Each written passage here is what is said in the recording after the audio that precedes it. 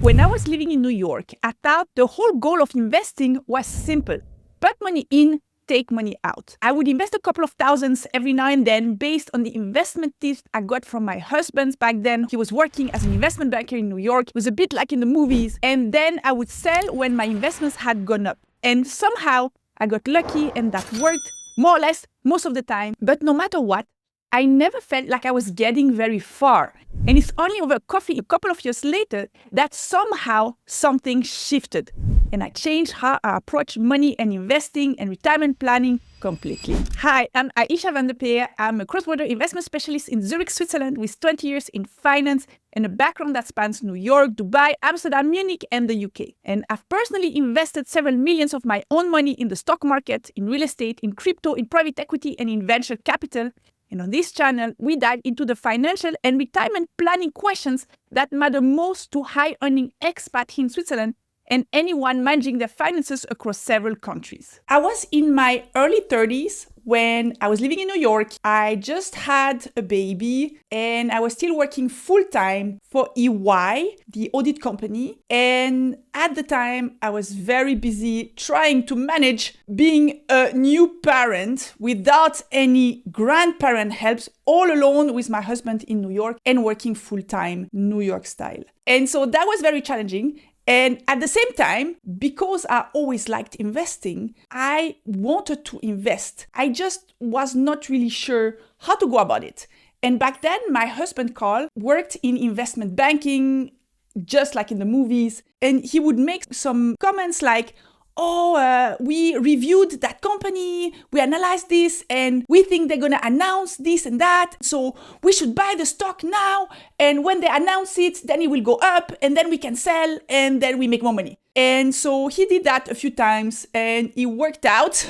And so I thought I would do that as well. And so every now and then he would come home with tips like this and I would invest typically in some banks that he was reviewing because that was his sector. He was reviewing banks. Now, I didn't feel really connected to that way of investing and I was not getting very far, especially because he didn't want to give me tips that would make me lose money. He was obviously very conscious about that. So he only gave a few tips here and there when he was really sure this would turn out well. But that also meant that I would invest a couple of thousands based on his guidelines. And then like 2 months later, I would sell because he said it was the right time to sell. And then, yes, I made some money, but it was not getting me very far. And it was a lot of waiting and not knowing what to do. And back then, it never occurred to me that investing and then selling the investments once he had increasing value actually might not have been a good strategy, and that it was in any case not really the end game when it comes to investing and making more money. Now fast forward a few years, I was standing in line to order a coffee in a co-working space where I was spending the afternoon in Zurich, and while I was waiting for my turn, I looked at the order board and I saw that a coffee would cost 7.5 francs. And I had a flashback to the time when I was probably 18, 19. I was working in a cafe in the summer as a student to make some money. And back then, we had just raised the price of the coffee from 2.90 francs to 3 francs 00.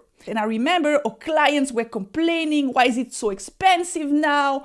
3 francs for a coffee, never seen that before. And it really felt expensive back then. And fast forward 15 years later, it was more than double than that. And that really hit me again, how inflation is really hitting at the value of our money. Because if I had saved 3 francs back then, I would not be able to buy a coffee now with these 3 francs. And inflation is something that we kind of feel, but we can't really grasp it completely. But it's really part of civilization and empires. All currencies have a run to practically zero over centuries. Whether it's the value of the British pounds following the decline of the British Empire, whether it's the value of the dollar, whether it's the value of the euro, whether it's the value of the Swiss franc for that matter, which is a bit more stable, but still loses in value, especially if we compare these currencies, which we call fiat currencies, to something like gold. And so that's why investing to grow your money and then sell to have more money cannot be the end game. Because if you have more money, then somehow it loses value again. That doesn't make sense. It's like if we take an elevator up and then somehow we take the elevator down because of inflation. And I've decided to sell this house where I'm here now, and I've bought an apartment instead. And there are many reasons why I want to move. This house is too much work for me. There is always something that starts breaking down, whether a closet is not closing, the dishwasher no longer functioning properly, the garden maintenance, light bulbs to be replaced. The list goes on and it never stops. It's just, I don't want to deal with this anymore. I want a nice, smaller apartment, a lot easier to manage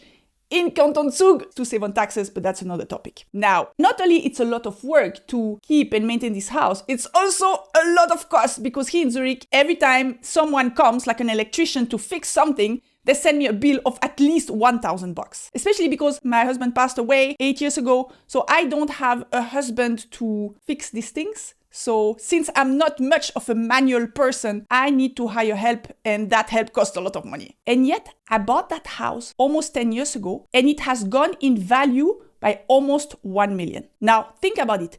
Yes, I have a lot of costs and a lot of headaches to manage this house, but I own an asset that has gone up tremendously in value. And so this house has not drained my finances. Actually, it has increased my wealth by approximately 1 million Swiss francs. And if I had kept the amount that my husband and I used for the payment on this house, we wouldn't have had any of this gain. Actually, we would have lost money because of inflation. The money would have lost more than 7% in value compared to the 1 million approximately in value that the house has gained as an asset over that period. And so this is to illustrate that the only way to preserve the value of what you have, of what you earn, and grow it is to invest in property, in the stock market, in gold, in Bitcoin. The point is you want to own assets. You don't want to have cash.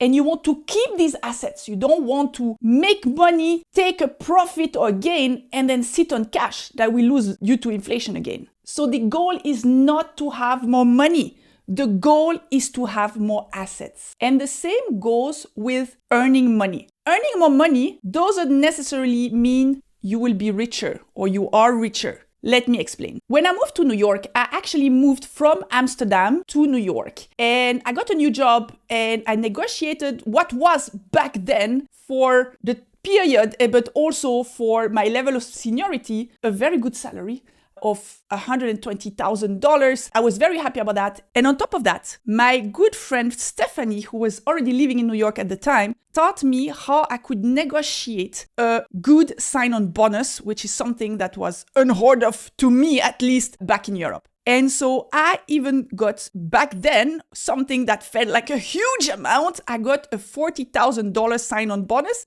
And I got that money before I even started working there. So I was feeling very proud and very successful. But at the same time, what I came to realize very quickly is that living in New York is very expensive. And especially we were young before kids, so we went out a lot. It was a little bit like Sex and the City style, going out for dinners and parties and clothing and everything. And so what I realized is that yes, I was earning a good salary for my age and that time of my life. But actually, a lot of it was coming straight out of the door, especially also because the rent was crazy expensive. And a little while later, for Valentine's Day, my husband Carl gave me a few books. I know, very romantic Valentine presents. Anyways, he gave me a few books. And in one of them, they recommended a lot of other interesting books. And one of them was Rich Dad, Poor Dad by Robert Kiyosaki. And I remember I actually ordered the audio version of it. So I listened to the audio version when I was in my New York apartment near Times Square. I was listening to that. I was pregnant at the time. So this is very clear in my memory. And this book was life-changing. It really changed my perspective about this concept of having cash savings or having assets. And there is one line in this book that really stuck with me, and I will read it to you. It says, the rich focus on their asset columns while everyone else focuses on their income statements. Let's think about that for a second. Essentially, rich people focus on accumulating assets, investments, properties, stocks, Bitcoin, gold, and everyone else focuses on making money and spending it and ending up with very little as a result. There's another line that says something like, once a dollar goes into your asset, never let it come out of it. And he adds, think of it this way, when a dollar enters your asset column, it becomes your employee, continuously working for you, growing your wealth 24/7. And so that's when I realized there is no point in earning more. Of course, that's always a plus, but there is no point in earning more if we spend it all or most of it because we have some kind of like nice lifestyle. The point of earning money and earning more is to invest more and grow our assets. And once we have assets, we keep them or we replace them with other assets that can keep growing. There is no point in selling assets to keep money, which we lose due to inflation. All right, I hope this video gave you something to think about. Maybe it even shifted how you see money. Who knows? Because once you start focusing less on just having money and more on building real assets, that's when your portfolio really starts to grow. And if you're not sure where to begin when it comes to investing and pension planning as an expat living in Switzerland, check out the resources I've linked below. They will help you get on the right path. And if you want more tips, you can always subscribe to this channel. I plan on creating many more videos like this about the financial challenges that high-earning expats and those otherwise living in a multi-country context face. Thank you so much for watching, and I will see you in the next video.